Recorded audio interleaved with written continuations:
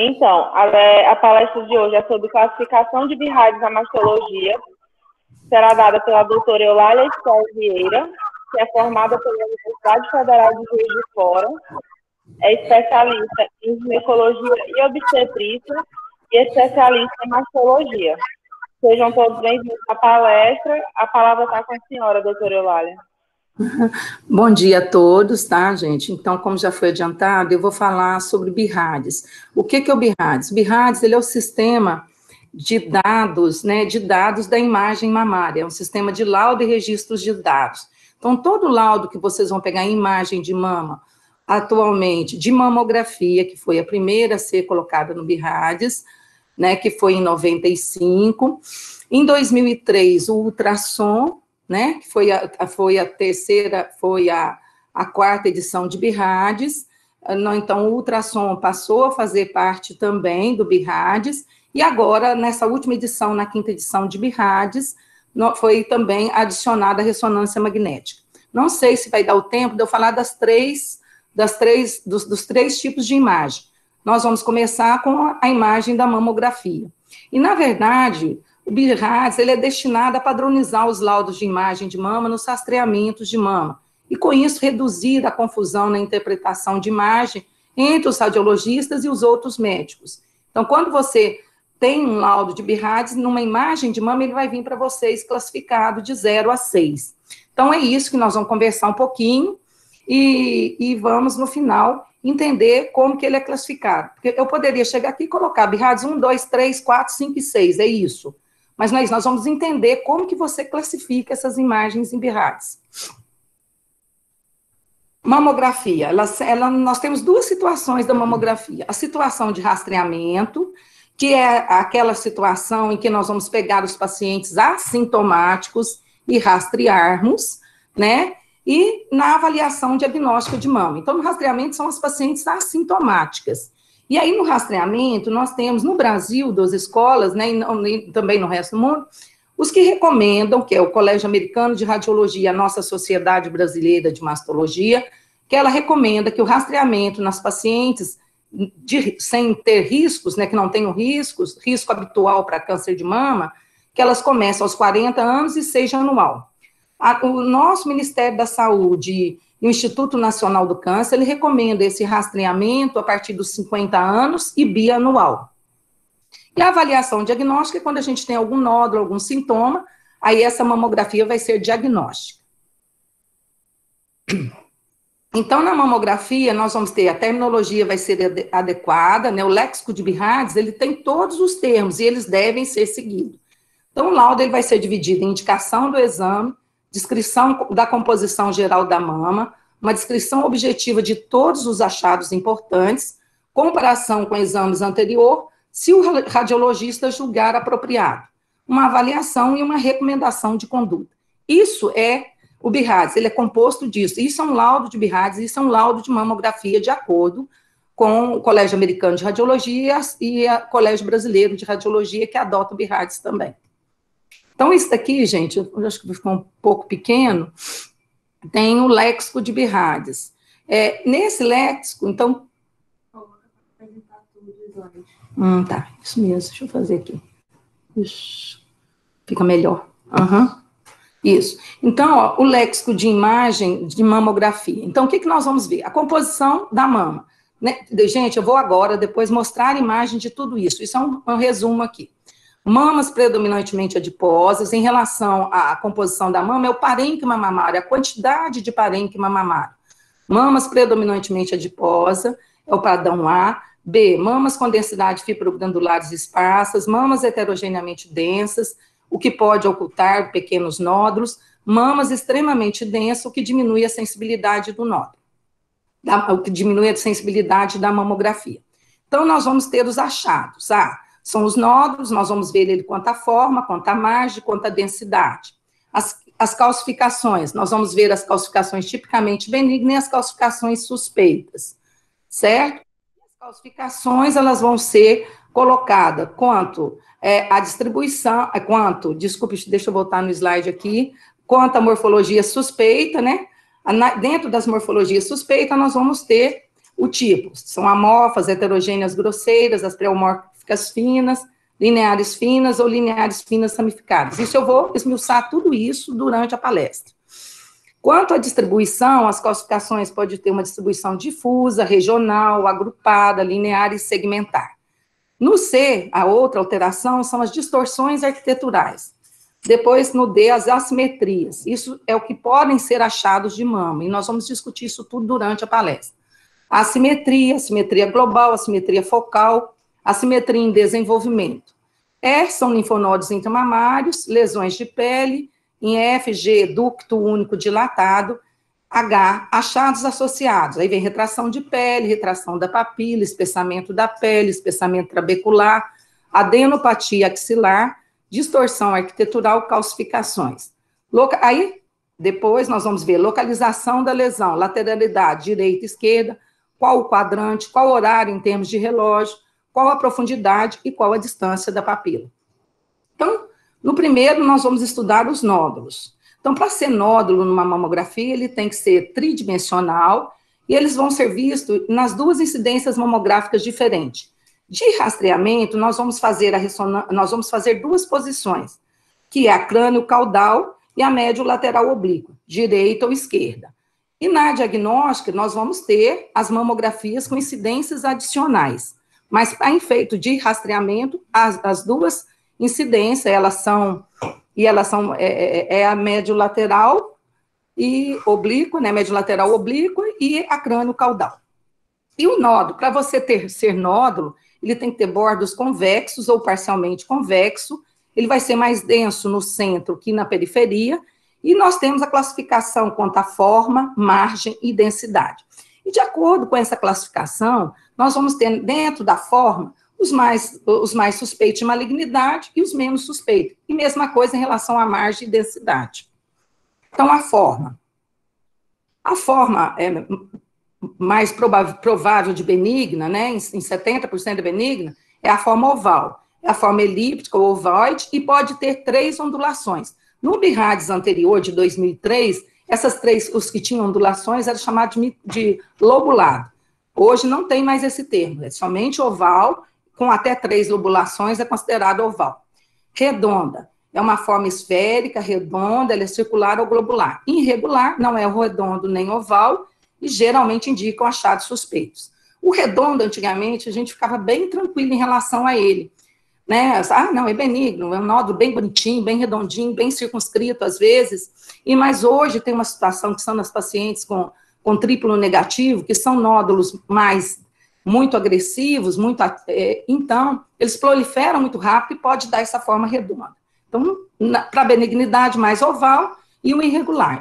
As redondas, na maioria das vezes, são, mas tem que tomar cuidado com triplo negativo, que é uma neoplasia de mama bem agressiva. Então, aqui nós estamos vendo um nódulo bem ovoide, bem bonitinho, tá? Bem tranquilinho. Eu queria a caneta aqui, Bruno. Queria só para me mostrar a caneta. Só um minutinho aqui, gente. Eu vou botar aqui a canetinha só para me mostrar os bordos para vocês verem. Eu acho a caneta. Isso. Aqui, gente, olha como que esse bordo tá bonitinho. Como que a gente fala que aqui daqui nós vamos ver o oval, tá? E aqui também vai ser o oval. Aí depois nós vamos ver com margem, vocês vão ver interessante. Essa margem aqui vai ser uma margem obscurecida, que vai ser lá na frente, mas está muito boa essa imagem. Mas aqui, como nós estamos vendo a forma oval, todos dois são ovais. E aqui você vai ter uma margem bem circunscrita, e aqui uma margem obscurecida pelo parênquima. Mas nós vamos, a margem é outra característica. Bom, redondo, olha esse daqui tá bem redondinho, tá certo? Olha, tá vendo? Bem redondo, né? Aqui também a gente vai ver a margem tá obscurecida, porque tem mais de 25% encoberta pelo parênquima, e aqui tem menos de 25%, essa margem seria circunscrita. E aqui o irregular, ali, olha, totalmente irregular, então isso daqui é bem suspeito, bastante suspeito de malignidade. Certo? Então, contra a forma, nós temos 3 formas: oval, redondo e irregular. Bom, e a margem? A margem é o contorno da lesão. Então, ela vai ser circunscrita, obscurecida, microlobular, indistinta e espiculada. De todas essas, a pior é a espiculada, certo? Mas microlobulada, indistinta e espiculada, elas são mais suspeitas de malignidade, e a circunscrita, ela é bem provável de benignidade, embora tomando esse cuidado com triplo negativo, porque ele pode se mostrar bem bonitinho na imagem, ser redondo e ser circunscrito. A margem obscurecida pode ser só parênquima mamário, então muitas vezes é benigno, né, que quando a gente faz, a gente consegue definir, faz uma compressão, você tira o parênquima mamário e você consegue definir bem. Bom, aqui está uma margem circunscrita. Aqui também, gente, olha, embora, olha, a gente vê ela toda, olha, tá? Aqui tem uma calcificaçãozinha, é um cisto calcificado, isso daqui. Olha, tá vendo? Bem bonitinha, certo? Agora, a obscurecida. A margem, ela tá oculta pelo tecido fibrogranular, e mais de 25%, porque até 25% a gente ainda considera circunscrito, olha, mas aqui, mais de 25% do nódulo, ele está obscurecido à margem, mas por parênquima, né? A gente vê que é o parênquima que está tampando. Então, isso daqui pode ser só uma sobreposição de parênquima, e essa margem está toda ela circunscrita, na verdade. Microlobulada. Ali, essa microlobuladinha aqui, tá vendo? São pequenas lobulações de 2, 3 milímetros ao redor do nódulo. Olha, aqui tá melhor, olha, tá vendo? Essa é a formazinha microlobulada. Então, elas são pequenas ondulações, implica em achado suspeito, a partir das microlobulações. A indistinta. Então, a indistinta, ela difere da obscurecida, porque não há uma clara demarcação de toda da margem, ou parte dela em relação ao tecido circunjacente. Entende? Ela se mistura com o tecido adjacente, ela não está obscurecida, ela se mistura. E não deve ser usado nos casos que tal aspecto decorra provavelmente de tecido mamário imediatamente adjacente, que aí seria obscurecida. Implica em achados suspeitos também. Então, aqui, olha, tá vendo? Olha uma margem distinta, olha aqui para você ver. Não é o parênquima que está cobrindo. Olha, ela infiltra, olha, ela vem aqui até o parênquima. Tá certo? A mesma coisa é essa aqui. Também é um achado suspeito. E a margem especulada. A margem especulada, gente, ela manda ó, as raiazinhas, tá vendo? Espículas, ó. Tá vendo? Ó, ele irradia do tumor. Tá vendo? Olha essa margem. Então, isso daqui o que é? Ele é uma forma irregular, margem especulada. Certo? Densidade. Então, nós vimos que os nódulos, eles podem ser quanto à forma, quanto à margem, quanto à densidade. Então, quanto à densidade, eles podem ter uma alta densidade, uma densidade igual, baixa densidade e conteúdo adiposo. A probabilidade de malignidade é maior na alta densidade, mas existem nódulos de densidade igual ou baixa densidade que também são malignos. Um exemplo deles é o mucinoso. Então, a avaliação da densidade ela é subjetiva e é uma característica de menor confiança do que a forma e a margem, mas deve ser colocado também. Então, alta densidade, olha aqui. Esse daqui é um nódulo bonitinho, tá vendo? Circunscrito, certo? Olha, ele tá bem circunscrito, ele é redondo, mas é uma alta densidade, né?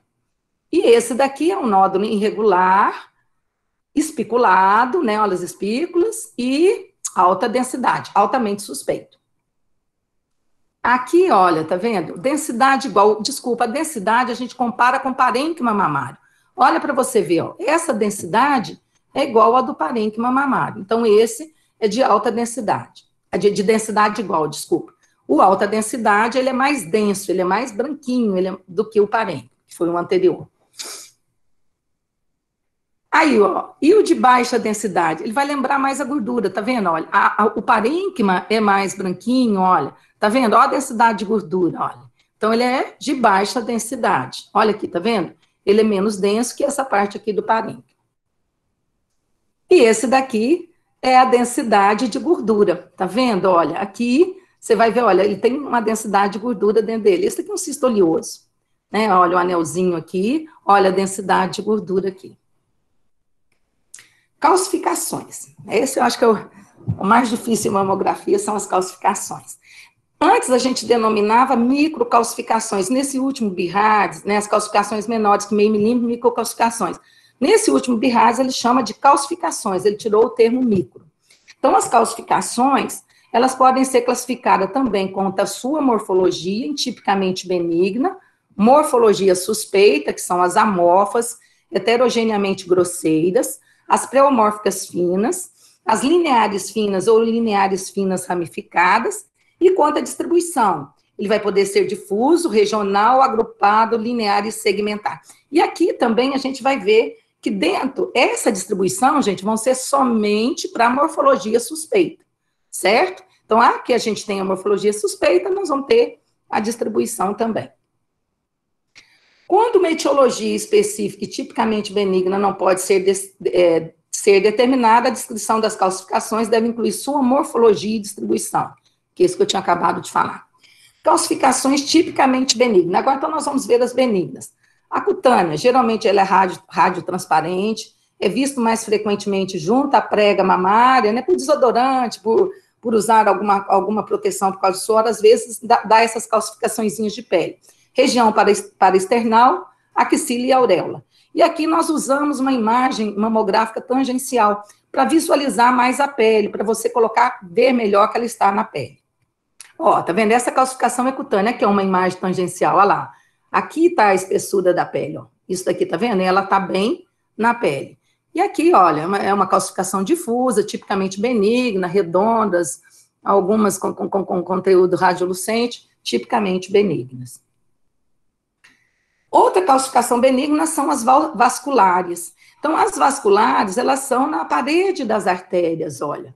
E o que a gente tem que começar? Quando essas calcificações estão muito no iniciozinho, né, e o vaso não está tão visível como está aqui, você às vezes pode confundir com as calcificações lineares, que tem um potencial de malignidade. Então, às vezes, você vai ter que fazer a compressão localizada para enxergar um vasinho. Com a mamografia digital, isso ficou melhor para ver. Calcificação aqui, ó, o que eu tô falando, tá vendo? Essa calcificação aqui é vascular, mas vocês vão ver lá na frente que ela parece com uma linear. Então, quando você comprime, ó, você vê ela na parede do vaso e não na parede do ducto, que a linear vai estar na parede do ducto. Calcificações grosseiras ou semelhante a pipoca. Essas calcificações aqui que lembram uma pipoquinha, né, olha, parece aqui, uma aqui, ó, são os fibradenomas, aquela ali está iniciando. Normalmente, isso aí você vai dar BIRADS 2, ele é produzido por um fibradenoma em involução. Ele calcifica, e essa calcificação são calcificações grosseiras em pipoca, são benignas. E nós temos as calcificações também grandes, semelhantes a bastonetes. Geralmente, ela está associada à ectasia ductal, e ela pode formar nos bastonetes lineares ou com mais contínuos e descontínuos. O que chama atenção? O diâmetro dela é maior ou igual a meio milímetro, então elas são bastonetes grandes, segue uma distribuição ductal e geralmente é vista em mulheres acima de 60 anos. Podem ser bilaterais e são tipicamente benignas. Então elas são maiores, ó, mas elas fazem a mim, nós vamos ver que existe uma calcificação suspeita que se chama calcificação linear e ramificada. Ela faz, mas elas são bem pequenininhas, bem pequenas mesmo. As bastonetes são grandes e são benignas. Calcificações redondas e puntiforme. Então, as redondas são aquelas que medem de meio até 1 milímetro, e quando elas são menores que meio milímetro, são denominadas puntiformes, certo? Normalmente também são benignas, né? Em algumas situações é que podem serem suspeitas se tiver uma distribuição linear, que aí a distribuição é mais importante. Calcificações redondas, puntiformes, tá vendo? Elas são pequenininhas, muito pequenas, menor do que meio milímetro, e são redondinhas, porém são menor que meio milímetro. Aqui, as calcificações anelares, aqui, ó, aquela imagem lá que nós vimos, um cisto aqui, ó. Calcificações finas aparecem como cálcio depositado na superfície. Aqui vai de 1 milímetro a 1 centímetro, às vezes maior. E o centro é radiotransparente, tá vendo? Todas elas aqui são anelares. Isso aqui é um cisto calcificado. Tá vendo, ó? Aqui menorzinho, aqui maior. As calcificações distróficas. Essas calcificações distróficas, elas vão acontecer geralmente em mama irradiada, em mama que submeteu a cirurgia, certo? E geralmente elas são grandes. E elas vão ter, geralmente, um centro radiotransparente. Aqui não dá para ver, ó, mas olha, aqui tem um centrinho de gordura, um centrinho preto nela. Ligado à cirurgia, pode ser em paciente que já teve também após radioterapia, tá certo? E o leite de cálcio. O leite de cálcio, gente, o que a gente vai ver? Ele geralmente é na parede, ele está dentro dos microcistos. Ele muda de posição. Quando você faz a crânio-caudal, ele está redondinho, e na médio lateral, ele vai estar igual, que eles falam o sinal da xícara de chá, ele deposita, olha, dessa posição, ele vem para essa. Então, a característica mais importante é a alteração das partículas de cálcio nas diferentes incidências mamográficas. E a outra, fios de sutura, essas calcificações com fios de sutura. Totalmente benigna. Olha, aqui ele botou um fio na pele mostrando a cicatriz, ó, né, de cirurgia, e aqui as cálcio depositadas sobre material de sutura. Morfologia suspeita. Então, essa que é o grande problema, é isso que nós queremos. Porque, geralmente, as calcificações, elas estão ligadas a carcinoma intraductal. Então, isso é um achado muito importante. Então, nós temos morfologia suspeita, nós temos amorfas. As amorfas, elas são tão pequenas que a gente não consegue ter uma classificação morfológica específica para ela. Então, ela é chamada de amorfa. Quando com distribuição agrupada, linear ou segmentar, são suspeitas, justificando a realização de biópsia. Quando difusas e bilaterais, que foi aquele caso que eu mostrei, olha as amorfas, mas ela estava difusa pela mama toda, essas são classificadas como benignas. Mas se ela tem uma distribuição, que a gente vai ver lá na frente, agrupada, linear ou segmentar, elas são suspeitas de malignidade. Então, calcificações amorfas. Aqui, ó, uma distribuição linear. Tá vendo? Não, ela vai à parede de um ducto. Tá vendo? Eu não falei lá das vasculares, ó, mas aqui é na parede de um ducto. Então, aqui ela é suspeita, certo? Heterogêneas grosseiras. São calcificações irregulares, elas são maiores, elas medem entre meio a 1 milímetro, são menores do que aquelas calcificações distróficas que nós vimos e tendem a coagulescer. Elas podem representar as calcificações distróficas em desenvolvimento, quando elas estão iniciando, e pode estar associada à malignidade. Então, isso é uma calcificação distrófica, que a gente vê, provavelmente, aqui tem uma cicatriz, tá certo? Aqui, as preomórficas finas. Por que elas são preomórficas? Também são suspeitas. Então, aqui, gente, amorfas, heterogêneas, grosseiras, as preomórficas finas, elas são suspeitas, né? As preomórficas, elas são mais evidentes, elas são maiores do que as amorfas, e elas têm, ó, umas maiores, outras menores, e são preomórficas. Aqui nós temos uma preomórfica de distribuição de linear, e aqui uma de distribuição agrupada. Tá certo? Ó, preomórficas finas. Aqui totalmente suspeito, olha. Tá certo? Lineares finas ou lineares finas ramificadas são as mais suspeitas. São calcificações finas, calibre menor do que meio milímetro, são irregulares. Elas, antigamente, as lineares finas ramificadas, é aquelas que falavam em letra. X, Y, né, as letrinhas, que é como se ela formasse umas letrinhas. Elas estão na parede dos ductos. Então, a sua aparência sugere preenchimento do lume de um ducto ou ductos envolvidos. É a morfologia mais suspeita para a malignidade. Aqui, olha, tá vendo? Olha lá. Essas são as calcificações lineares. Tá vendo? Aqui tem um pouco de preomórfica também, ó, mas tem uma linearzinha aqui, tá certo? São altamente suspeitas de malignidade. Outra coisa, então, nós vimos a morfologia, né, das suspeitas, que são, então, recordando, são as amorfas, as preomórficas grosseiras, as grosseiras heterogêneas, desculpa, as preomórficas finas, né, as lineares e as lineares ramificadas. E agora nós vamos ver destas a mais suspeita, as lineares ramificadas, né? E depois nós vamos ver a distribuição dessas calcificações, como é que elas vão se distribuir. Podem ser difusas, regionais, que são menos suspeitas, as agrupadas, lineares e segmentares são as mais suspeitas de malignidade. Então, difusa. Esta aqui são calcificações redondas difusas. Benigna, esta aqui não vai ser maligna, ela está em toda a mama, isso aqui é um achado, ó, distribuída aleatoriamente por toda a mama. Calcificações puntiformes e amorfas, assim distribuídas, são quase sempre benignas, principalmente quando bilaterais, mas isso daqui são redondas, viu, gente? Essa era só a definição, eu achei que essa foto estava boa e coloquei. Regional. Então, o regional, ela vai ocupar mais do que um quadrante da mama. Também, geralmente, podem ser benignos também. Ocupa grande parte do tecido, geralmente mais do que 2 centímetros, e não configura uma distribuição ductal. O que vai configurar uma distribuição ductal é a distribuição linear e a distribuição segmentar. Ela pode ocupar grande parte de um quadrante, ou mesmo até um quadrante todo, a malignidade é menos provável. A distribuição regional, né, tá aqui também outra de distribuição regional, né, ela é uma região da mama maior do que 2 centímetros. As agrupadas, poucas calcificações ocupam uma pequena porção de tecido mamário, certo? Limite mais baixo, 5 calcificações estão agrupadas em menos de 1 centímetro. Limite superior, número maior de calcificações, está agrupada até 2 centímetros entre si. Então, aqui é um exemplo de calcificações agrupadas que já é suspeita. Aí, ó, as calcificações lineares, de distribuição linear, são calcificações dispostas em linha. Elas sugerem, ó, depósito de um ducto. Essa daqui é suspeita. Então, olha, segmentar, olha, ela é em segmentos. E o que nós vamos ver do segmento? Ela forma um triângulo, ela vem em direção à papila, ela pega um sistema de ductos. Então, ela faz isso, ela é mais larga aqui, e o bordo vem mais aqui, ó. Ela tem essa distribuição, assim. Aqui também, olha. E essa daqui é interessante, que quando ele coloca, ó, se a gente for ver, a morfologia é redonda, mas uma distribuição segmentar, ela se torna suspeita. Certo?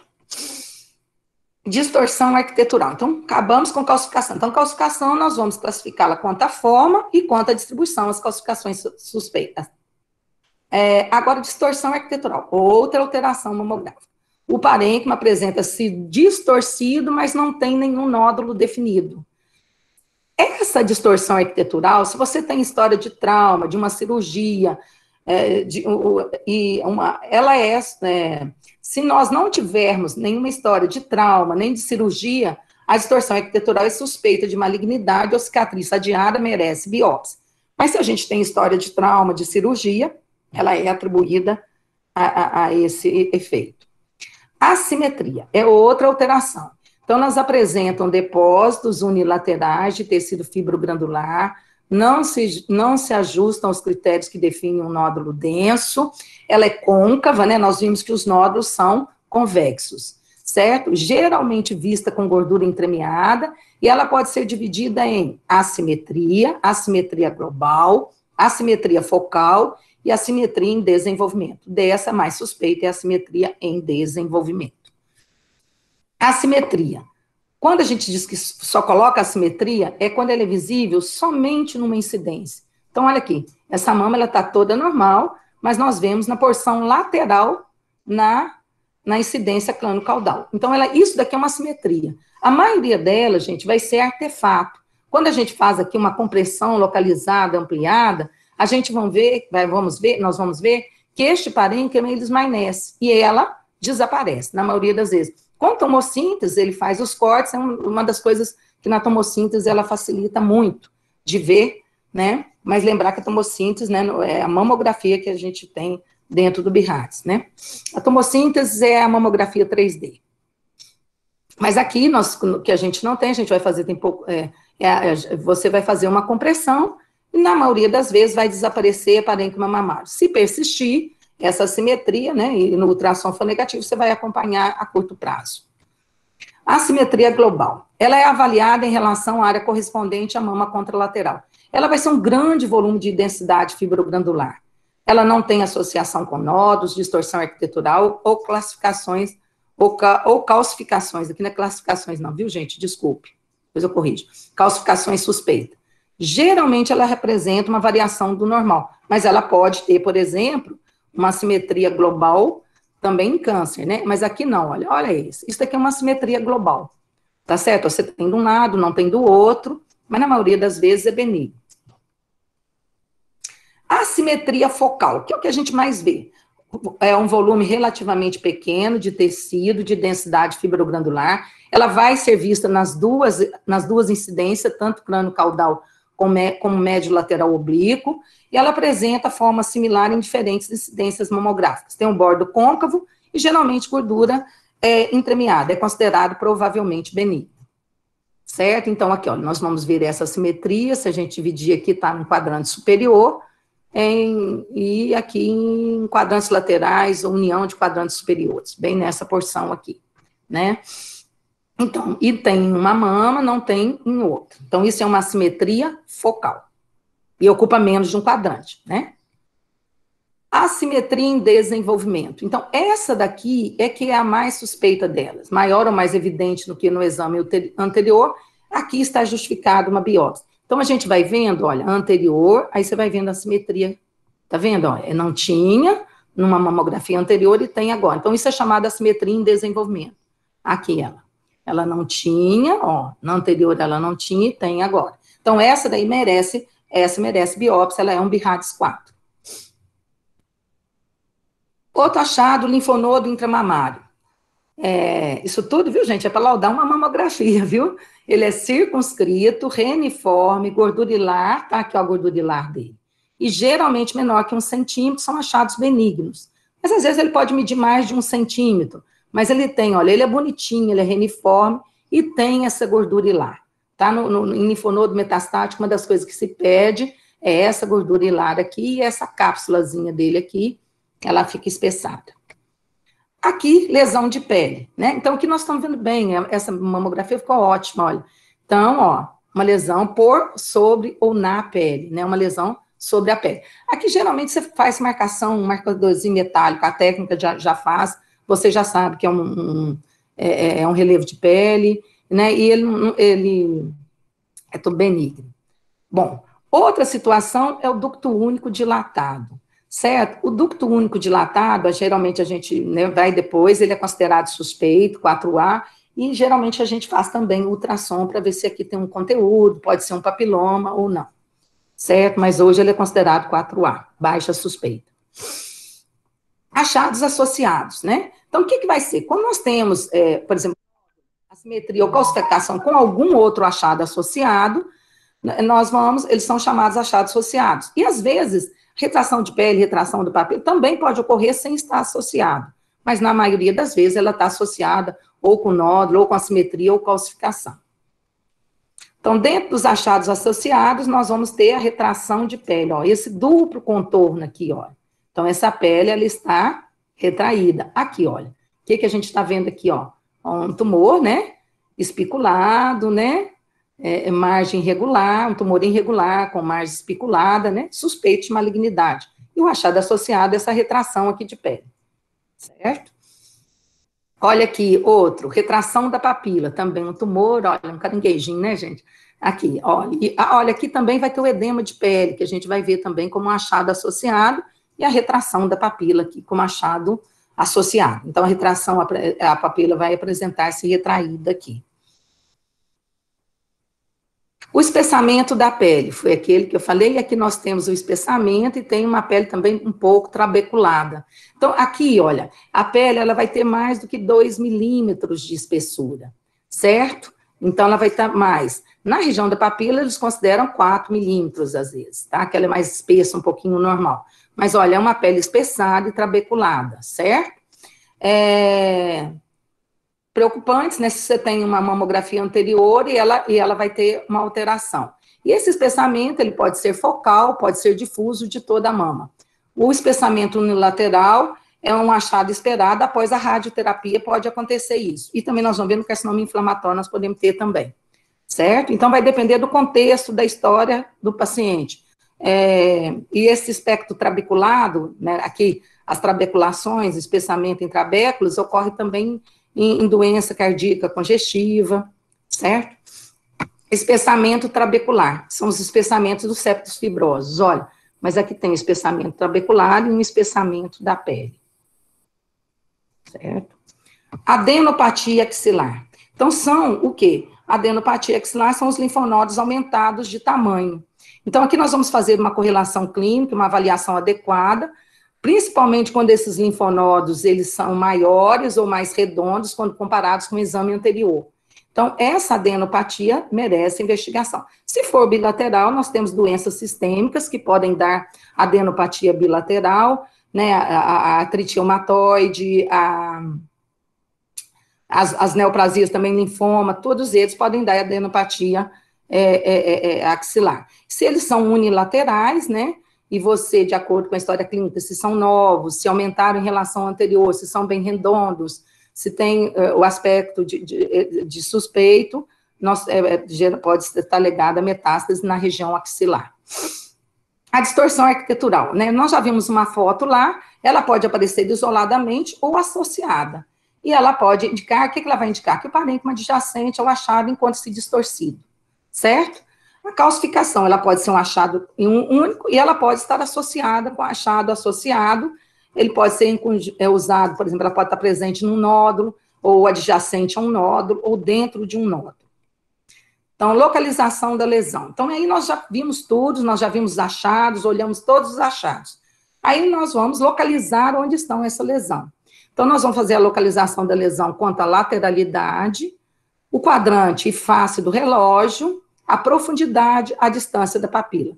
A lateralidade, mama direita ou esquerda, né, o quadrante do relógio. Então, nós vamos dividir a mama em 4 partes. Né? Então, a parte de fora, vamos ter superolateral e inferolateral, superomedial e inferomedial, certo?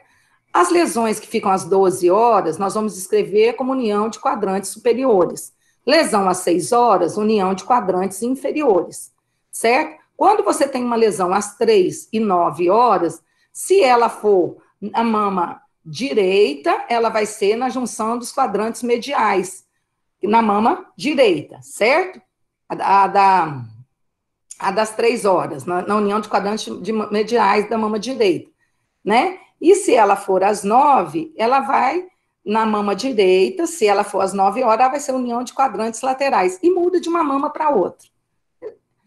Central, né, que é diretamente atrás do cano, do complexo auréolo mamilar, em todas as incidências, e aí no central nós vamos ter chamar de retroaureolar, quando ela está no terço central, no terço anterior da mama, próxima à papila, mas pode ser central, terço médio e terço posterior. Quando ela está em prolongamento axilar, ela vai estar localizada no QSL, adjacente à axila, porém dentro do parênquima mamário. Certo? E nós vamos ver, gente, que quando você tem ela né, no can, a auréola central, na região da axila e retroaureolar, ela dispensa quadrante, a gente não vai falar quadrante. E aqui a profundidade. A profundidade, nós vamos dividir a mama em terço. Terço anterior, terço posterior, terço médio e terço posterior. Na MLO, o que nós vamos ver? Nós vamos passar uma linha pelo mamilo até o músculo peitoral, né, que seria aqui assim, e nós vamos dividir em parte superior, parte inferior. E a crânio caudal, nós vamos dividir aqui no mamilo, aqui vai ser quadrante lateral e quadrante medial. Certo? É por isso que a gente fala que está em quadrante, olha, então vamos ver. QSL, quadrante superior lateral. Ó, QIM, quadrante inferomedial. Ó, no quadrante inferior, no lado medial. Então, é isso que a gente coloca nos quadrantes. E a profundidade, a gente vai dizer, está no terço anterior, terço médio e terço posterior. Distância do mamilo, você tem uma lesão aqui, você vai medir, né, vem com uma régua e medir a que distância do mamilo, né, está a lesão. A tantos centímetros do mamilo, tanto aqui como aqui. Geralmente, essas duas medidas, elas coincidem e variam em torno de 1 centímetro, de uma para outra, na crânio caudal e médio lateral. Então, ali foi a distância da papila, que é o item 4. E aí, nós vamos ver o sistema de laudo. Então, como é que você vai fazer essa estrutura desse laudo? Se você vai colocar a indicação do exame, que você vai colocar se tem nódulo palpável, se ela tem história familiar para câncer de mama, tá certo? E aí nós vamos fazer aquela descrição sucinta da composição geral da mama, que eu vou mostrar aqui para vocês.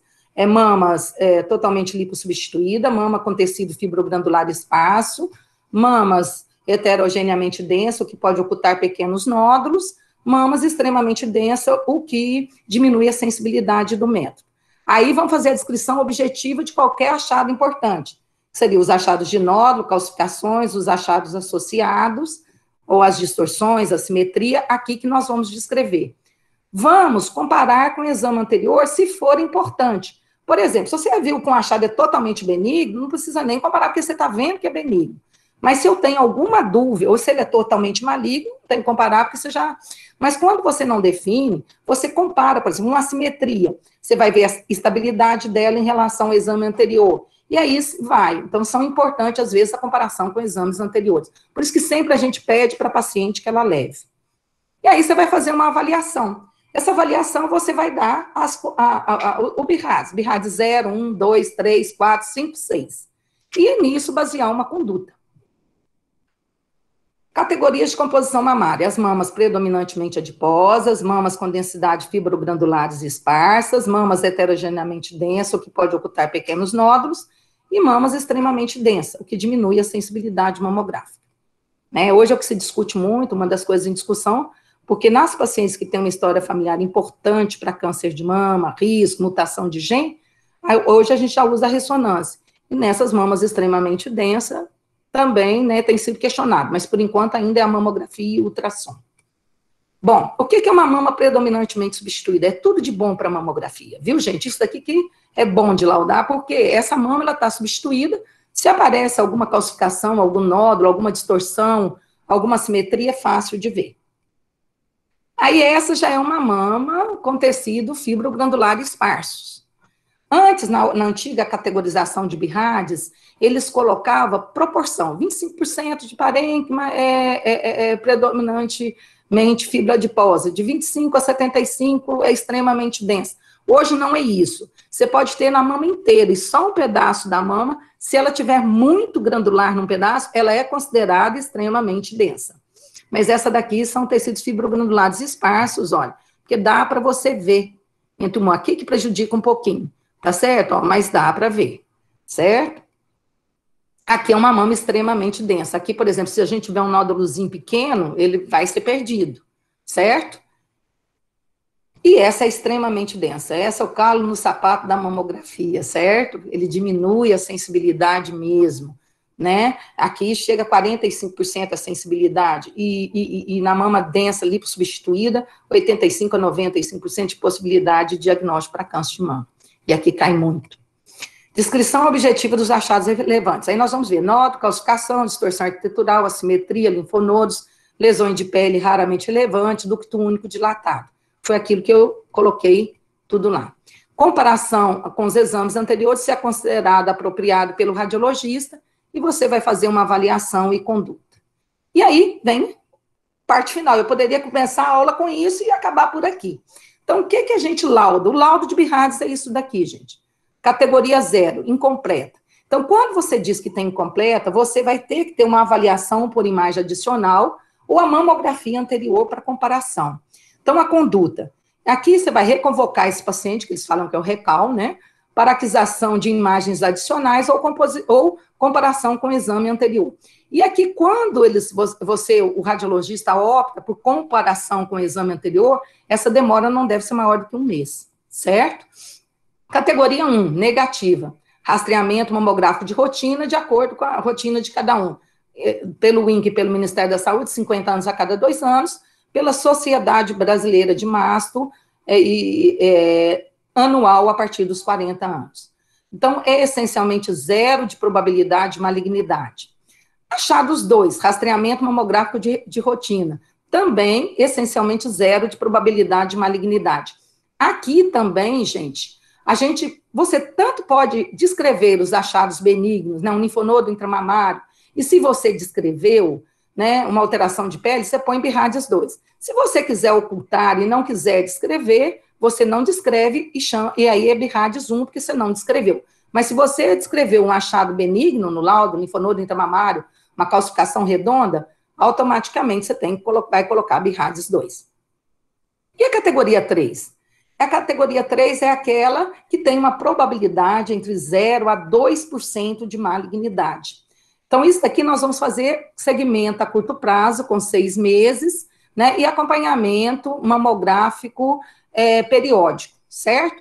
E esses daqui, né, lógico, nós vamos associar um nódulo, a gente vai associar ultrassom, porque se definir que é um cisto, o acompanhamento é anual. E quando a gente faz um segmento de curto prazo, no BIRADS 3, nós vamos fazer da mesma mama, 6 meses depois, 1 ano bilateral das 2 mamas, depois com 1 ano novamente das 2 mamas, e com 3 anos novamente das 2 mamas, 2 ou 3 anos, se o achado ficou estável, você volta para BIRADS 2, certo? Então, ele vai ser acompanhamento de 2 a 3 anos. E a categoria 4? A categoria 4 é uma categoria suspeita. E aqui a suspeição, gente, ela está entre 2% e 95% de probabilidade de malignidade. A 4A, ela vai ser baixa suspeita de malignidade, que vai ser entre 2% a 10% de probabilidade de malignidade. 4B, moderada suspeita, de 10% a 50%, e 4C, alta suspeita de malignidade, entre 50% e 95% de probabilidade de malignidade. E a categoria 5, ela é altamente sugestiva de malignidade, diagnóstico tecidual. Tanto nessas categorias de 4B e C, aqui é esperada a malignidade, né? Principalmente entre 4C e 5. Se não veio câncer, rebiopsia. Na 4B também, muitas vezes você vai rebiopsiar. E a 2, às vezes, você pode voltar para 3. Se deu, se o achado histológico, você confirmou, é aquela lesão mesmo, aí se deu benigno, você pode voltar para 3. Certo? E a categoria 6 é aquela quando a gente já tem a excisão, já tem o diagnóstico de câncer de mama. Quando, gente, a gente faz uma mamografia e ela tem um outro achado, que não aquele tumoral, você vai botar a categoria do achado. Por exemplo, BIRADS 4, você achou uma outra lesão, você classifica ela como BIRADS 4 e no laudo você coloca excisão cirúrgica, quando apropriada, para a lesão já diagnosticada. E biópsia, critério clínico, aí biópsia, caso não haja contraindicação clínica, da lesão que você achou BIRADS 4, mas a mamografia fica em BIRADS 4. Bom, obrigada. E as perguntas agora? Só põe aqui. Só quero minimizar.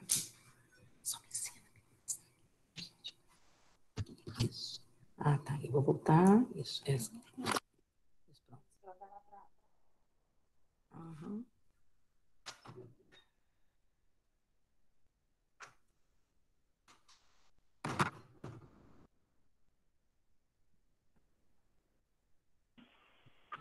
Então, doutora Eulália, temos a dúvida aqui do Jarison Lopes.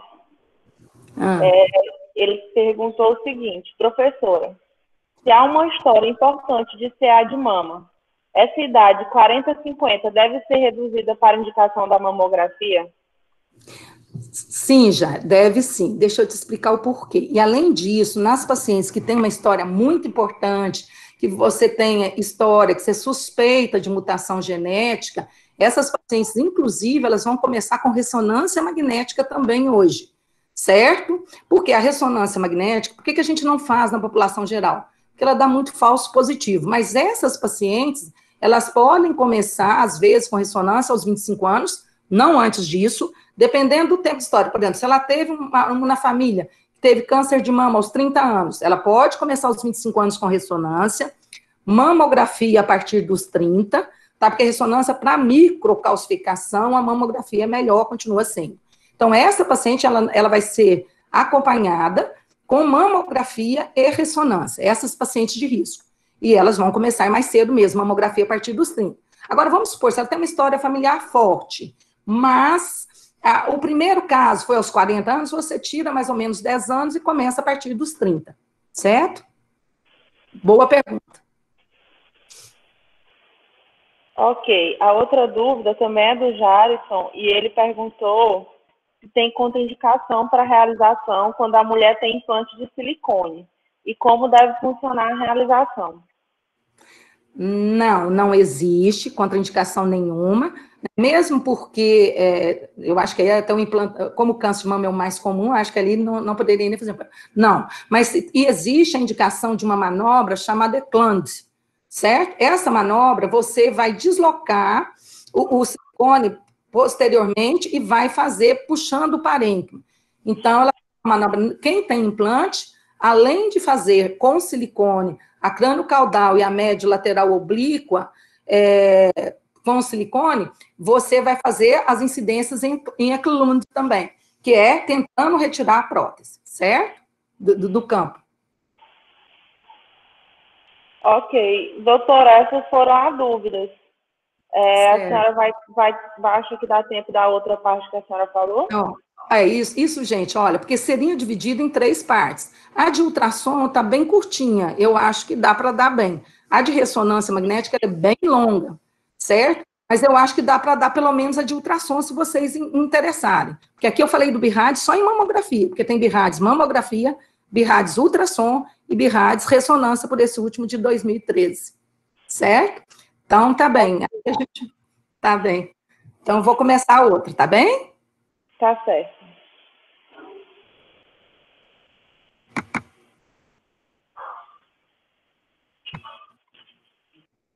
Opa, peraí, deixa eu minimizar aqui. Tem que ir lá, tem que voltar lá na minha pastinha. É aqui, né, que eu volto. É aqui. Cadê a pasta? Ela tá lá no campo. É aqui, né? Pode abrir. Aham. É que, gente, eu e o computador não dão muito certo, não, viu? Tá aqui. Aqui, achei. Ah, não, essa é ressonância. Tá muito grande. Não, tá aqui, tá, ultrassonografia. então é ultrassom. Achei que eu tivesse aberto errado. Tá, joia. Vamos começar, então.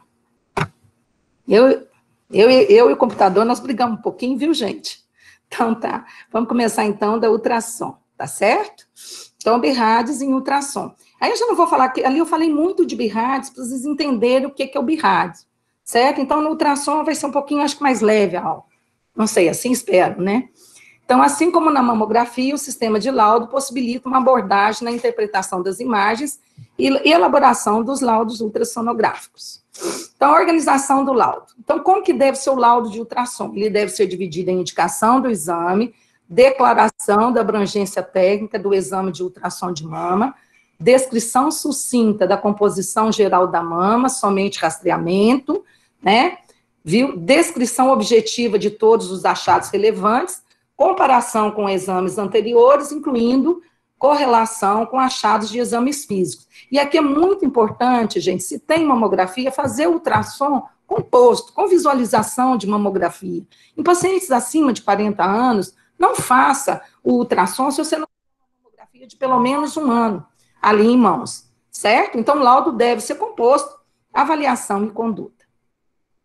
Então, mais uma vez, estou colocando aqui o lexo de imagem da mama no ultrassom, tá certo? Então, aí nós vamos ver ali, composição da mama apenas para rastreamento. Aí, na mama, nós vamos chamar de ecotextura de fundo homogêneo, adiposa, ecotextura de fundo homogênea, fibrograndular, ecotextura de fundo heterogêneo. A mais dificilzinha é, na mamografia, as extremamente densas. E aqui a ecotextura de fundo heterogêneo dá uma dificuldadezinha maior. E os nódulos, eles vão ser classificados também quanto à forma, em oval, redondo e irregular, quanto à orientação, paralela e não paralela, quanto à margem, circunscritos, não circunscritos. Os não circunscritos, as margens podem ser indistintas, e aqui vai ter a margem angular, certo? Não vai ter obscurecida. Por quê? A obscurecida, o ultrassom, ele tira, né? Ele vê o parênquima bem. Então, vai ser margem distinta, angular, microlobulada e espicular, e todas essas são de suspeição.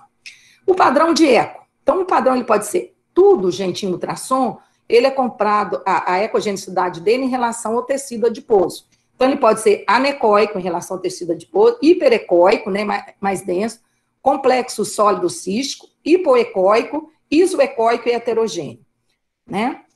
As características acústica posterior. Então, por detrás do nódulo, ele pode ter nenhuma característica, ele pode ter um reforço acústico, ele pode ter uma sombra ou um padrão combinado.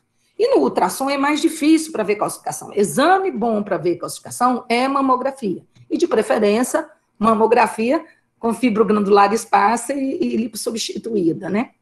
A mamografia extremamente densa, às vezes a calcificação já cai bem para a gente ver. Calcificação em um nódulo, calcificação fora de um nódulo e calcificações intraductais. Os achados associados, aí vão ver distorção arquitetural, alterações do ducto, alterações cutâneas, né? As alterações cutâneas pode ser o espessamento da pele ou retração da pele. E podemos ter edema e a vascularização ausente, vascularização interna e vascularização periférica. Aí nós vamos ter que ter o Doppler, tá? Pode ser o Power Doppler, o Doppler colorido, para ver essa vascularização. E essa avaliação da elasticidade, aqui no Brasil eles não usam muito, mas é para você ver se ela é macia, intermediária ou dura, certo? Eu vou citar ela também.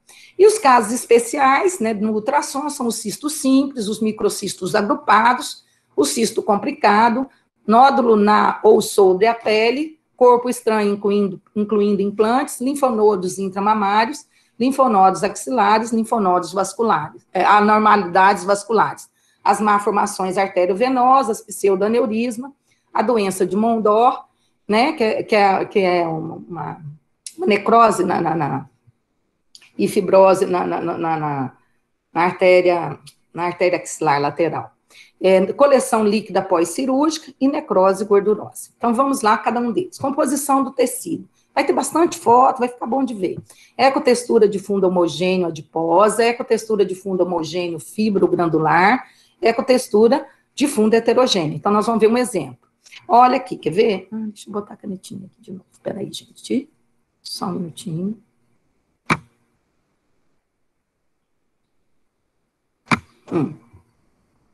Então, olha aqui, tá vendo? Uma ecotextura de fundo homogêneo.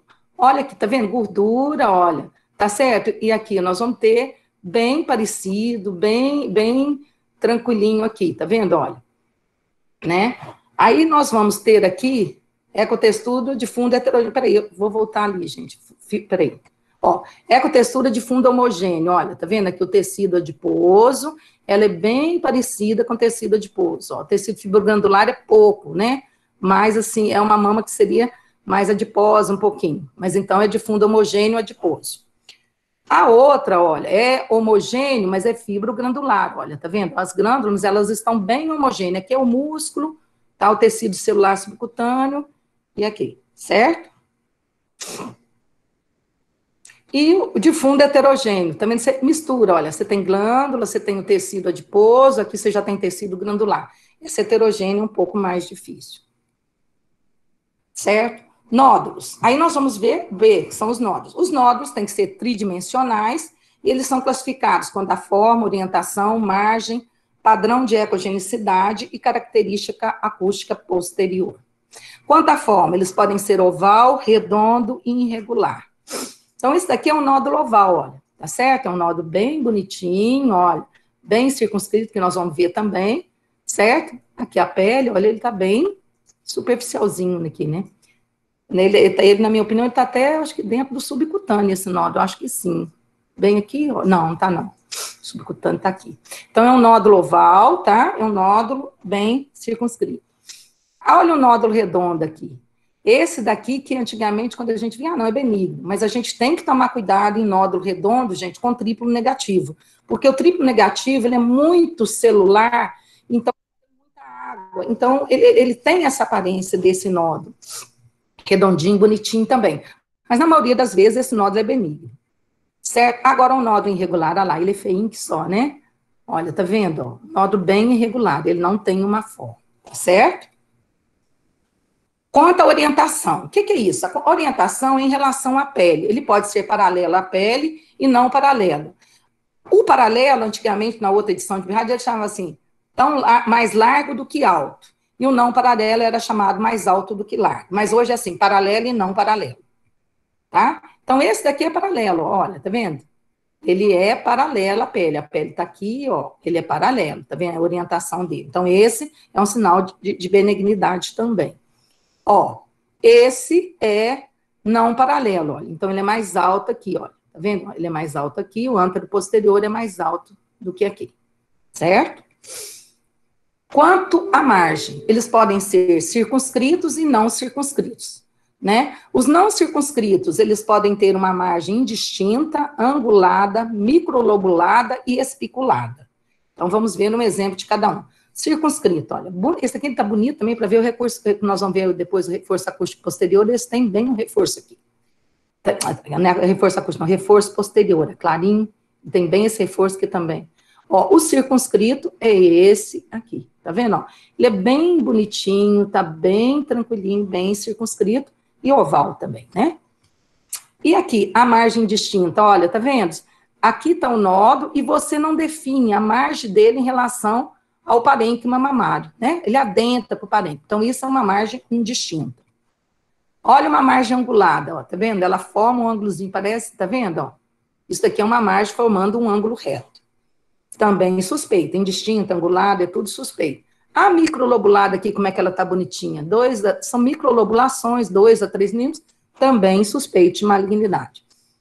Aí, ó o espiculado, ó, ele joga espícula, ó, tá vendo? Aqui tem sombra acústica posterior, e esse nódulo, olha ele aqui, ó, tá vendo? Ele é totalmente irregular, e ele irradia espículas, tá vendo? E tem uma outra que isso aqui, que é a sombra acústica posterior. Então, é esse nódulo aqui, indistinto. especulados, quer dizer. Quanto ao padrão de ecogenicidade, então eles vão ser anecoico, hiperecóico, complexo sólido cístico, hipoecóico, isoecóico e heterogêneo. Então, aqui, ó, o anecoico, tá vendo? Você sempre vai comparar, gente, com a gordura, com o subcutâneo. Tá aqui a pele, aqui tá subcutâneo. Ó. Então, ele é o quê? Anecoico em relação a esse daqui, certo? Ao hiperecóico, tá certo? Olha, ele é mais branquinho que o subcutâneo, tá certo? Então, esse é hiperecóico. É um tecido gorduroso e ele mais denso, né? Óleo complexo sólido cístico, tá aqui, ó. Certo? Aqui nós temos um conteúdo cístico, né, que normalmente deve ser aquoso, e um conteúdo sólido. Então, esse é chamado complexo sólido cístico. Isso daqui já é uma suspeita, é um BIRADS 4. O hipoecóico. A maioria dos nódulos malignos ou benignos, eles são hipoecóicos. A textura tá, né, hipoecóica em relação ao tecido adiposo. Então, essa textura aqui está mais clara, ela é mais pretinha e ele é hipoecóico, né? E o isoecóico, gente, ó, a densidade é igual, tá vendo? Ó, a densidade é igualzinha. Esse é o isoecóico. E o heterogêneo? O heterogêneo, ele vai ter conteúdos hipoecóicos, anecoicos, né? Olha, misturado, tá? Hipoecóico, hiperecóico misturado, ó, certo? Então, aqui está o nódulo. E ele tem os dois componentes.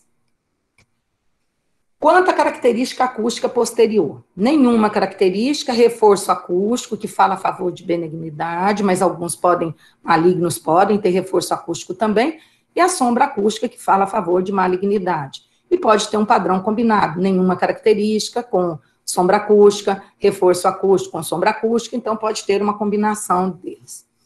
Aqui, nenhuma característica. Então, a gente olha aqui na parte posterior, ele não tem nenhuma característica. É um nódulo ovalado, hipoecóico, e sem nenhuma característica acústica posterior.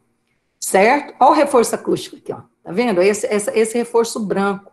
Certo? Então, ele é anecoico e tem um reforço acústico posterior. Deve ser um cisto, provavelmente. Agora, a sombra acústica. Olha, aqui é o nódulo, ó, e tem uma sombra preta por de trás. Isso fala a favor de malignidade. Ó, e o padrão combinado? Ó, nenhuma característica, e aqui, certo? O reforço acústico posterior, ó, certo? No nódulo, aqui sem característica, e aqui o reforço acústico posterior. Então, esse é um padrão combinado. Calcificações. A calcificação, gente, ela tem menor importância quando comparada com a mamografia, né? As calcificações no ultrassom. Eles podem ser encontrados com foco ecogênico, particularmente quando localizado em um nódulo. Para atenuar o fecho acústico, ele tem que ser grande, geralmente as macrocalcificações, ou então calcificações pequenas, mas em grande número. Mas ela é mais as calcificações, o melhor de ver é a mamografia. Calcificações em um nódulo, então ele pode ser nitidamente demonstrado a ultrassonografia, sua morfologia não é tão bem definida como na mamografia. Temos calcificações fora de um nódulo, situado em tecido adiposo ou fibrogranular, e as calcificações intraductais. Aqui nós vamos dar aqui a calcificação de um nódulo. Ó, um nódulo, né? Tá aqui e com calcificações dentro dele. Certo? Aqui é calcificação fora de um nódulo. Você tem um nódulo e as calcificações estão aqui. E aqui, calcificações intraductais. Daqui é um ducto, tá? Daqui para ver, viu, gente? Só quem faz muito bem ultrassom. Que não é o caso, eu estou fazendo curso esse ano. Então, aqui são as calcificações intraductais. Tá certo? Achados associados. A gente vai ter distorção arquitetural, alterações de ducto, alterações cutâneas, edema, vascularização e a avaliação da elasticidade, se é duro, intermediário ou macio, né, que é pela elastografia, tá certo? Distorção arquitetural. Ele pode se manifestar por compressão de tecido periférico, então é como se puxasse o tecido ou comprimisse o tecido. Nós vamos ter interrupção dos planos teciduais, porque a lesão infiltra, retificação ou espessamento do ligamento de Cooper e alterações dos padrões ductais e também podemos ter a halo ecogênio. Então, aqui, olha, nós vamos ter uma distorção, aqui nós temos todos os sinais, olha lá, olha a retificação, aqui, ó, o ligamento de Cooper retificado, ó, ele infiltrando ó, o tecido, tá vendo, ó? Ele penetra no tecido, olha ele penetrando, aqui é o tecido subcutâneo, e ele penetrando aqui nessa região. Então, isso é uma distorção arquitetural. Alterações de ducto. Nós podemos ter dilatação cística do ducto, irregularidade no calibre ou na ramificação, extensão de um ducto em direção ou partindo de um nódulo maligno, podemos ter nódulo, trombo ou conteúdo no interior do ducto. Quando a gente vê um ducto dilatado, com conteúdo dentro, que você coloca o Doppler e ele tem uma haste de vascularização, pode ser um papiloma intraductal, e também no carcinoma papilífero também você pode ter esse conteúdo dentro do ducto e vascularizado. Mas muda porque no carcinoma papilífero, geralmente, a vascularização é mais intensa, e no papiloma é um vaso único. Opa, peraí. Bom, aqui foi uma paciente com PIS, olha o tamanho da dilatação ductal, ela teve uma infecção, esse ducto dilatou, isso daqui pus, viu, gente? Mas é um ducto aqui bem desenhado, né? Ele geralmente não é tão bonito assim.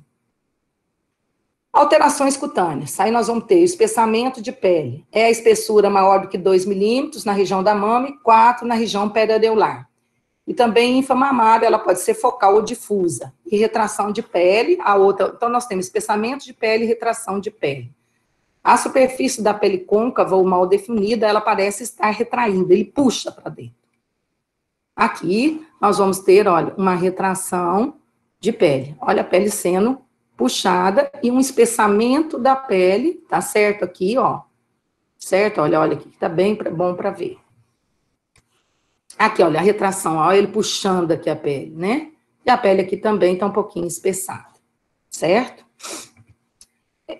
Edema. Esse daqui, gente, é o edema do tecido circunjacente. O aspecto é reticulado. Isso daqui, o carcinoma inflamatório, ele dá esse aspecto, ele dá uma infiltração linfática da derme e dá edema de pele. Mas tem situações sistêmicas, como processo inflamatório, distúrbio sistêmico, como insuficiência cardíaca, que também pode dar esse edema de pele, infiltrar a pele.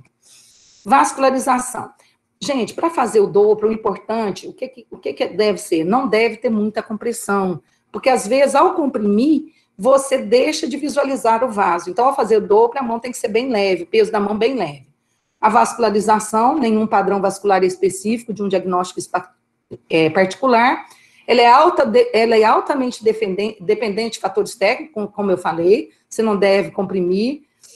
E a vascularização, ela ajuda no diagnóstico, mas ela não é usada como única característica de diagnóstico. Por exemplo, se eu tenho um nódulo e ele não tem, ele é hipoecóico, ele é irregular, não tem vascularização, ele é critério de malignidade para mim, essa irregularidade dele.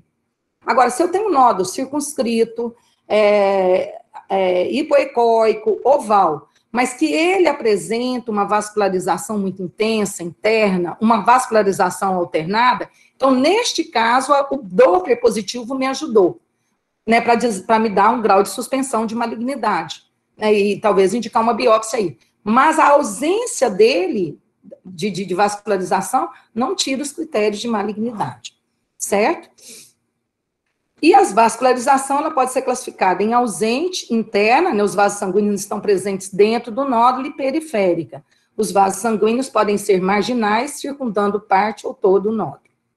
Então, aqui uma vascularização ausente, a gente não vê nada de vascularização aqui. Aqui, uma vascularização interna, tá, gente? Isso daqui, provavelmente, fala a favor de malignidade, né, de suspeição. E uma vascularização periférica, certo? Essa vascularização periférica pode estar presente em processo inflamatório, abscesso também, mas pode ser característica de malignidade também. Aqui, nesse caso, se eu não me engano, era um abscesso. Avaliação da elasticidade. A avaliação da elasticidade, ela pode ser obtida por 2 meios. Ou você comprimir, fazer a compressão, que a gente fala que é a avaliação de elasticidade por compressão, ou aplicação de energia de ultrassom, que é a chamada de cisalhamento.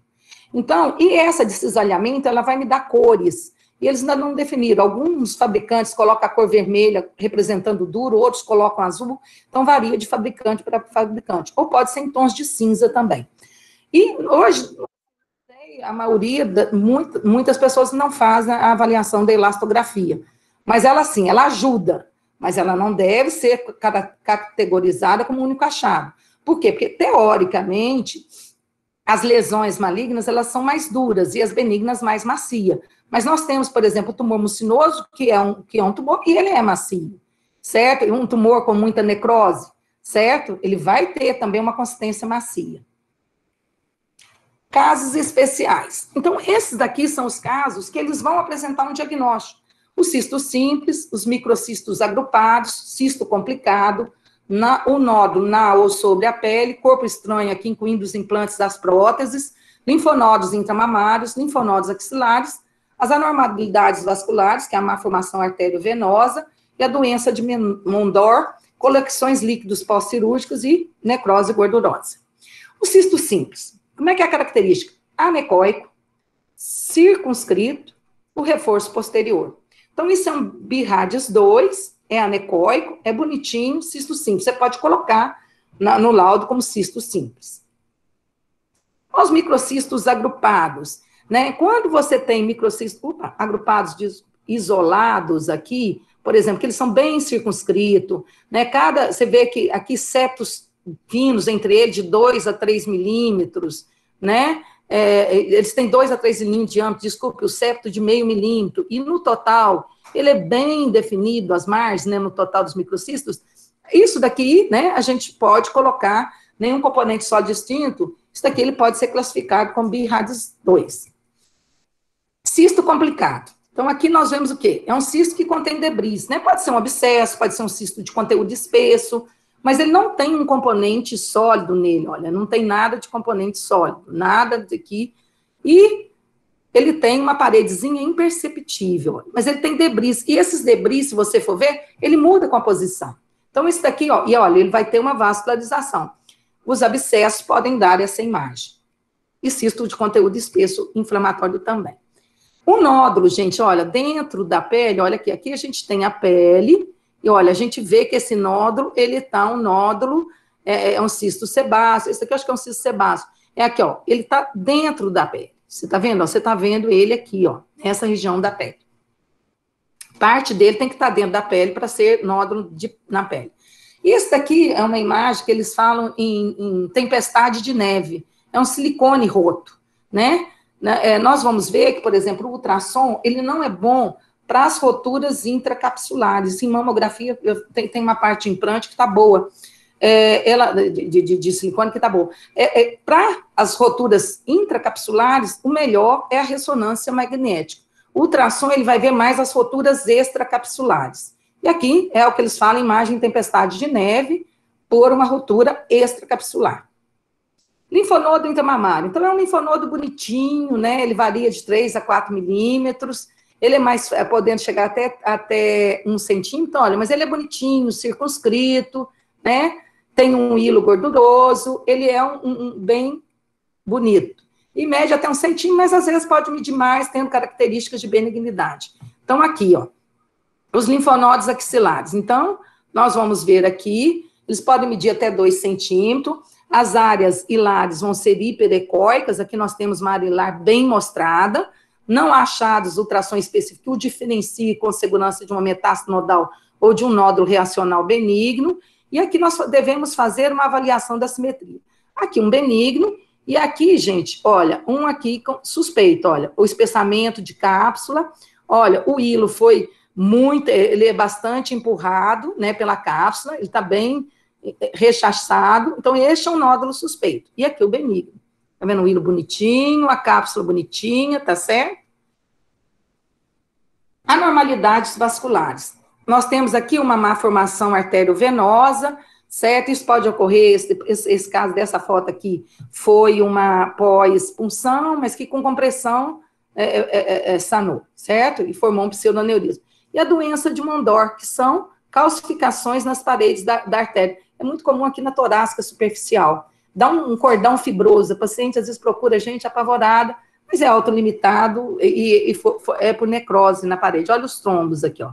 Ele trombosa totalmente.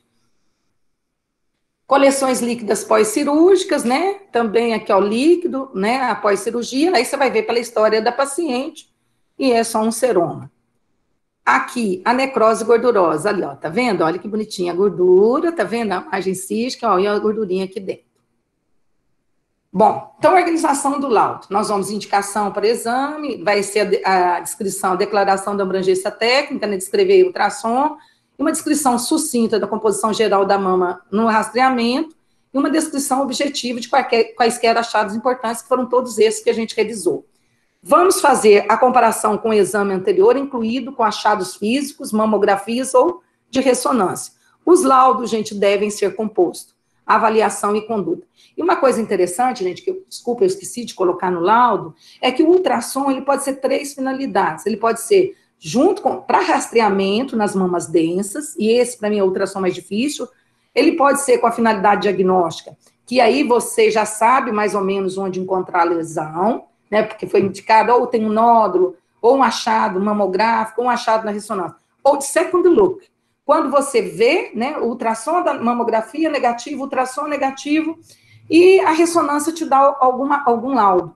Então, você vai fazer um second look pelo ultrassom, para ver se você acha aquela lesão pelo ultrassom com a finalidade de biópsia. Entende? Isso é chamado de second look. E fica mais fácil, porque está mais localizado, você já sabe mais ou menos onde é a lesão, fica mais fácil de fazer.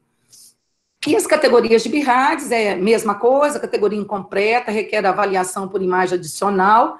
Então, aqui nós vamos fazer uma reconvocação. Quando ocorre o BIRADS 0 no ultrassom, ele é menos comum, tá, gente? Quando que ele ocorre? Por exemplo, você fez, ficou em dúvida, não tem a mamografia, então você faz a aquisição das imagens do mamógrafo. E nos Estados Unidos, como não é médico que faz ultrassom, e sim o tecnólogo, aí, às vezes, eles vão com imagens adicionais, passando pelo médico radiologista. E também, por exemplo, se você ficou em dúvida em um achado e depois ela leva a mamografia, você reconvoca, refaz o exame. Agora, quando a gente nunca deve dar BIRAD 0, por exemplo, dar BIRAD 0 na mamografia, BIRAD 0 no ultrassom e pedir ressonância. Quando vai para o pedido da ressonância, o BIRADS atual coloca que você tem que definir um BIRADS, com mamografia e ultrassom, para ir para a ressonância. Então, categoria 1 é negativo, rastreamento de rotina, 0% de probabilidade, a mesma coisa, 2, 0% de malignidade, de probabilidade de malignidade, e a categoria 3, a mesma coisa, entre 0 e 2% de probabilidade de malignidade, e aí nós vamos acompanhar o quê? Os nódulos, né? São os nódulos sólidos, tipicamente benignos, né? Circunscritos, né? Os que a gente acha que é um fibroadenoma, não vai precisar de biópsia, você acompanha a cada 6 meses, né? Você acompanha por um ano, faz um exame, dali 6 meses outro exame, dali um ano outro exame, dali um ano outro exame. E volta para BIRADS 2 se está estável. Os microcistos bem desenhados, agrupados bem desenhados, também são características de BIRADS 2, certo? BIRADS 3. E as assimetrias, que às vezes você acompanha com mamografia e ultrassom, também são BIRADS 3, acompanhamento das simetrias focais estáveis, né? Acompanha por 2, 3 anos e depois dá o diagnóstico de BIRADS 2. Quando você coloca a categoria 4, né, assim como na mamografia, você já vai colocar na conduta, você coloca biópsia indicada, caso não tenha contraindicações clínicas, né? Você joga a responsabilidade para quem pediu o exame. Tá certo? E aqui na categoria 5, é o diagnóstico tecidual, mesma coisa, aqui também vai dividir em 4A, baixa suspeita de malignidade, 4B, moderada suspeita, e com as probabilidades, né? 4A de 2 a 10% de malignidade, 4B de 10 a 50%, 4C de 50 a 95%. E a categoria 5, que é o diagnóstico tecidual, categoria 6, malignidade comprovada por biópsia, excisão cirúrgica quando clinicamente aprovado, né? Sempre vai colocar isso. Bom, gente, eu acho que era isso, e obrigada. Deixa eu voltar aqui para a sala. Deixa eu pôr o ESC aqui. Ok. Deixa eu desligar, chega aqui só um pouquinho. Manter, né? Quer manter suas anotações de time? Não quer não. Descartei. Isso. O ESC, né? Vou botar a aula aqui.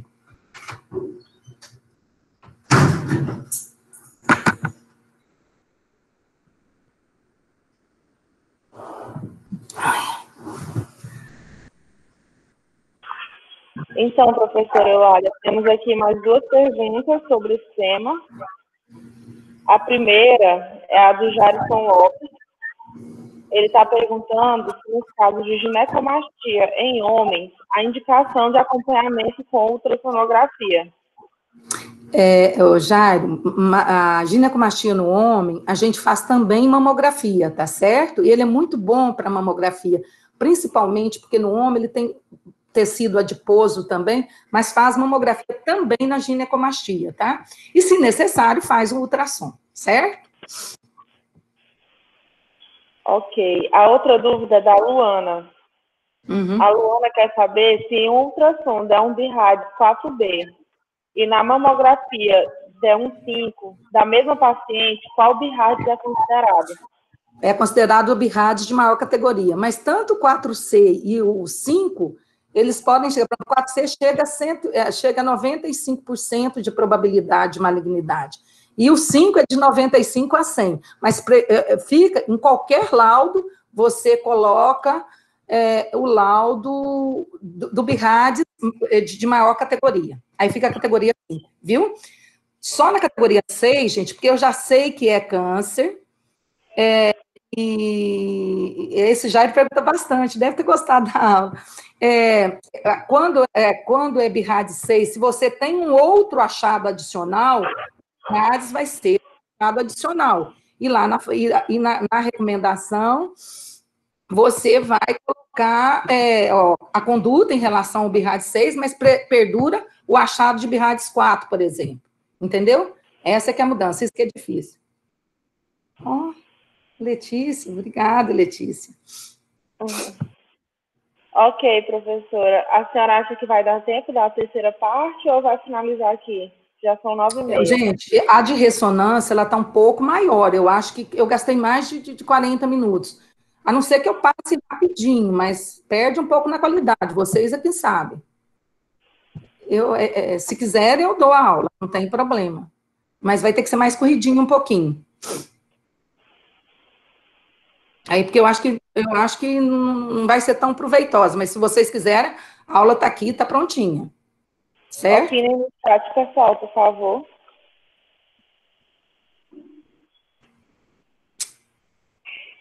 Estou esperando o pessoal responder aqui no chat, professora. Aham.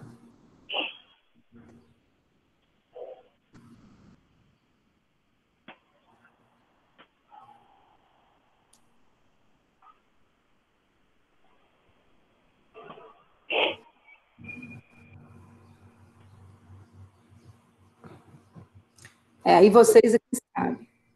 Professora, algumas pessoas disseram que sim, mas outras sugeriram deixar para um outro momento, para não dar o conteúdo correndo. Isso. Eu acho também que fica melhor, viu, gente? Né? Mas aí é vocês quem sabe, porque vai ficar curta. Ela é uma aula longa, ainda mais ressonância, é um pouco mais difícil. E eu não tenho experiência com ressonância, é só de estudar mesmo. Sabe? Mesmo os radiologistas ainda é uma coisa que está crescendo, ainda é uma coisa relativamente nova, na mão ainda tem muita coisa para ver, sabe? Eu acho que ficaria melhor também. Gente, obrigada, então, né? Nossa, foi muito bom, gostei, fizeram pergunta. Espero que vocês tenham gostado, espero que ajude um pouco na vida de vocês, né? Para pelo menos quando vocês já pegarem um laudo de mamografia e ultrassom, já entender mais ou menos o que está querendo dizer. Essa que foi a minha finalidade, é esclarecer isso. E, Jadson, gostei muito das perguntas, viu? Obrigada a todos aí, a Lívia, todo mundo, obrigada, viu? Obrigada, Letícia. E espero que vocês tenham gostado mesmo, tá? Bom dia, então, tá certo? E um bom dia a todos, tá, gente? Doutora Eulália, muito obrigada pela sua palestra, foi excelente. Muitos elogios aqui no chat com a sua palestra. Muito obrigada por ter disponibilizado o seu tempo para contribuir um pouco com o nosso evento, tá bem? E obrigada também à presença de todos que estiveram na palestra da doutora Eulália. É isso, e às 10 horas vamos ter outra palestra, tá, pessoal? Bom dia a todos. Gente, bom dia a vocês, tá? A todos e obrigada. Aí a gente vê depois a de ressonância, tá certo? Estou disponível, tá? Um abraço a todos.